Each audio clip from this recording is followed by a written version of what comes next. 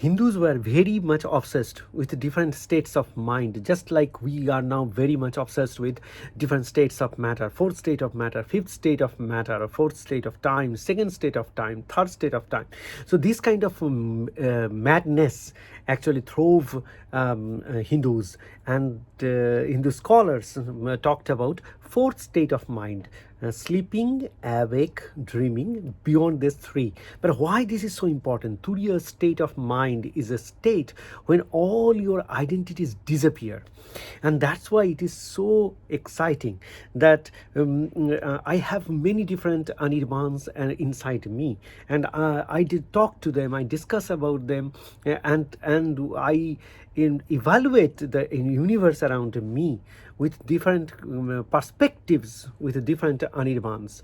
However, when that disappears, we go to the Turiya state. Late Advaita Vedantic philosopher Gauravada, he said that it is Turiya state is a state of eternal witness, unchanging and unaffected by any of the three states. So you are not awake, you are not dreaming, you are not sleeping, but you are in a state when you are almost non-responsive to the immediate world. However, you are not thinking about yourself also, or no activities are going on inside your mind. So meditation, as Swami Vivekananda said, is a mental state in which you have a very high activity among different kind of perspectives, so that you are everywhere. So you take your mind and put little with everywhere homogeneously. However, there is a difference between meditative state and Turiya state. In meditative state, it could be just one thought, and that thought you would put a part of that in all over your mind. However, in the Turiya state, you split your mind in millions of different parts and spread all over. So it is an antithesis of meditation to some extent, we could say. Mundaka Upanishad has brilliantly explained what is Turiya state. Okay, and it says something like, not inwardly cognitive, not outwardly cognitive, nor both. So you are not, as a moment ago I said, you are not seeing inside anything inside, and you are not seeing or noticing or anything outside, and you are not doing both at the same time also. So not a cognitive mass. It does not have a lot of elements of cognition and perception and emotional states. All are gone and not there. Nor cognitive, nor non-cognitive. So the duality that you find everywhere in Hinduism, the debate with duality is very much present with in the debate of Turiya state also. It is unseen, unrelated to transactions, incomprehensible. So you can't define it. And also it is unthinkable. So you cannot can put a valid parameters and explain what it is actually, and even inferable. So you cannot take any inference that okay, if this situation is there, I would say this is a Turiya state. So so you cannot describe it. The sole essence of consciousness of the self, the negation of all phenomena, associations. So it is blissful. It is what should I say? It is a state of mind where you take the mind, put everywhere in such a way the biasness, attractions, its existence, everything becomes undefined. So that is kind of a Turiya state. That's why Turiya state is honored as one of the highest mental state that you could be. But the question is, when there is so much difference with meditation and Turiya state, then what is better? Which one is better? Which one we should concentrate on, and which one should be recommended if we want to go for a different journey? The reason why we want to discuss about this is that when you are observing your mind going to different states and making transition, observations, that is kind of the beginning of a meditation state, where you start looking at your inner structure of mind and its associations with different events that has happened in the past, is going to happen in the future, and you correlate and build a map, and then you try to put them take all the look at all the paths from the top, and then you come to a standstill in a fixed point where you are meditating.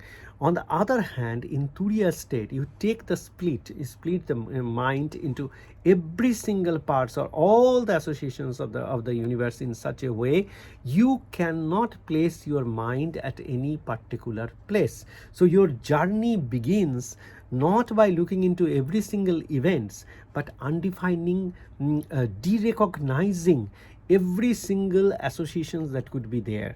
So it is almost like Maharshi Gautama's architecture of confusion, where you don't look at the facts, but you look at the